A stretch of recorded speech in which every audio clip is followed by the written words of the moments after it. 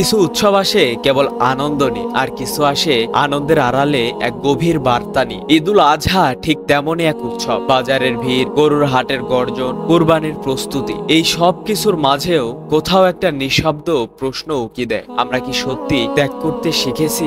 ইব্রাহিম আলাইহিসসালাম ত্যাগ করেছিলেন তার সবচেয়ে প্রিয় জিনিসটি, সেটি হলো হযরত ইসমাইল আলাইহিসসালাম, তার সন্তান যার মুখের হাসিতে জীবনের মানে খুঁজে পান প্রতিটি বাবা। তাকেই তিনি বলেছিলেন, আল্লাহর আদেশে তোমাকে কুরবানি করব। ভাবা যায় বিষয়টি। এই যে আমরা আজ গরু কিনি, উট কিনি, ছবি তুলি, স্ট্যাটাস দিই, তার মূলে আছে সেই ঐশী ঘটনা যেখানে মানুষ নিজের আত্মাকে প্রস্তুত করেছিল সৃষ্টিকর্তার নির্দেশে সব ছেড়ে দিতে। কিন্তু আজ আমাদের কুরবানি মানে কেবল মাংসের ভাগ, ভালো দামের গরু আর লোক দেখানো হাসি। আমরা ত্যাগ করি না রাগ, ত্যাগ করি না অহংকার, আমরা ত্যাগ করি না গরিবের প্রতি আমাদের অসংবেদনশীলতা। এই উৎসবের নামই হচ্ছে ত্যাগ। আর ত্যাগ শুধু পশুর নয়, হৃদয়ের ভেতরের পশুটাকেও কুরবানি করা। তাই এবার ঈদে যখন ছুরি চালাবো পশুর গলায়, নিজেকে প্রশ্ন করব, আমার ভেতরের হিংসা, লোভ, রেশ, হিংসায় আমি কি কোনোটি আজ সত্যিকারের কাটাতে পারলাম? আমি কি আজ এই 4-5টি জিনিসের ভেতর কোনোটি ত্যাগ করতে পারলাম? কারণ